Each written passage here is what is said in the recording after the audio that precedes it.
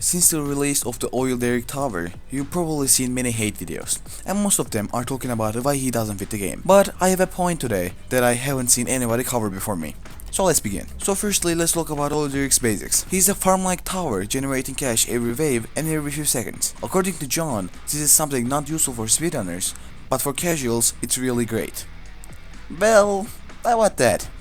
Top pad oil derrick costs 96,000 to max out and generates 575 cash per 4 seconds, totaling to 150 cash per second. So with that amount of income, it needs 10 minutes and 40 seconds just to pay itself back.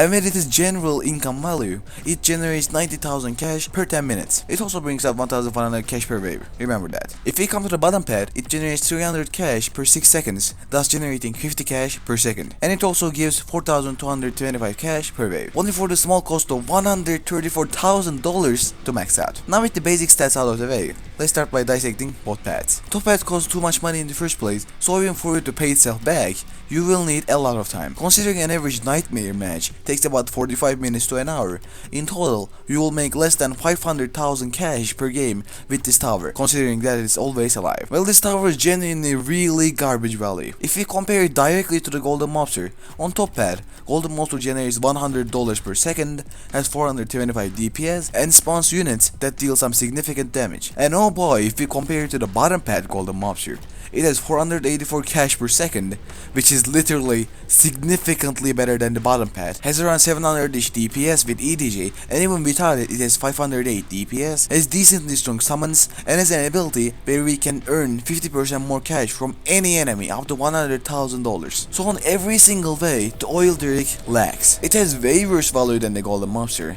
Hell, even farm, since farm is way more cheap, has a lot higher placement limit, and can even heal the base. Now for the thing that John continuously says, it's better for the casual people. No, it doesn't. For you to make your money worth, you need to have some stupid stalling, like how people are doing in Christmas 2024 game mode. But that is such a niche thing to do, and it straight up makes you lose a lot of time. For this tower to be usable, you need to spend at least like double the amount of time in each game mode to gain value. And John also keeps saying that the bottom pad's extra income generation of 0.3% is somehow worth it. Now fellas, this extra income thing is such bullshit that you won't believe me. Now, if we say that a boss has 1 million HP, this ability makes you earn 0.3% more cash, adding up to $3,000. Yes, 3,000. You heard me right. It makes you earn 3,000 more dollars. Now bro, what the f***? Like what the actual f*** is $3,000? This is so unbelievable. This is so unbelievably bad. Anyway, so that makes bottom pad complete dog and unusable garbage. And if we come to the basic gameplay of this tower that everybody has been talking about, we will see how garbage this stalling requirement is. John quite literally asks you to play the same game mode for longer periods of time to make a mediocre tower just work. Not even be very useful just to do its purpose. Now with all that said, making it a whole lot stronger will not save the issue we have. People are saying, this is so bad, buff it. But a buff will not serve the core stalling requirement problem. It needs a complete rework. So here are my ideas. Number 1. Make it a support tower. It will still retain the ability to generate cash, but it will be worse at it than golden mobster. To compensate, make it give tower some sort of stat buff so it can be used as a support unit. Make it give like 10% global damage buff or fire rate buff so it can stay unique without trying to replace EDG. And buff his income, so although being worse than golden mobster, it is still usable for economy purposes. 2. Make it a spawner tower. They can also make it like a stronger barracks type of tower, spawning units that can handle both early and the mid game while falling off late game. This makes it usable as an early game defense like golden mobster while also being a decent income tower as well. And number 3.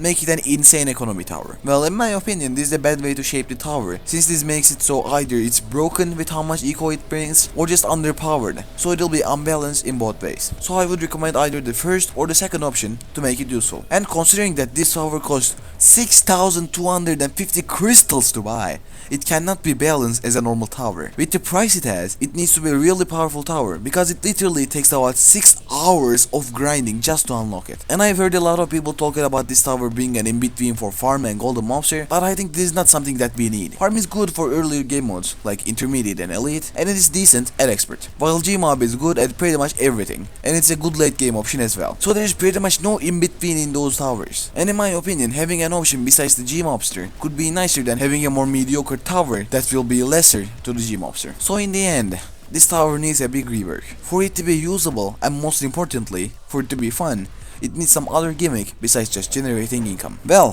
thanks for watching. And normally I say this was your host HD, see you later and see ya, but I want to talk about something that has been bothering me. My recent uploads are getting trashed by YouTube. My content are shown to such random people online, and because of this, they are not getting any views. So if you like this, I have other TDX videos that are generally high effort and I would consider them good because I spend a lot of time creating these videos. For me to create a video, it takes around a few weeks because I have to balance my lifestyle. I have school, I got a lot of stuff that I have to do, and balancing the system while making videos consistent is a very difficult thing. And when YouTube just trashes my videos by showing them to random people, it generally wastes so much effort. So, go check them out, I guess.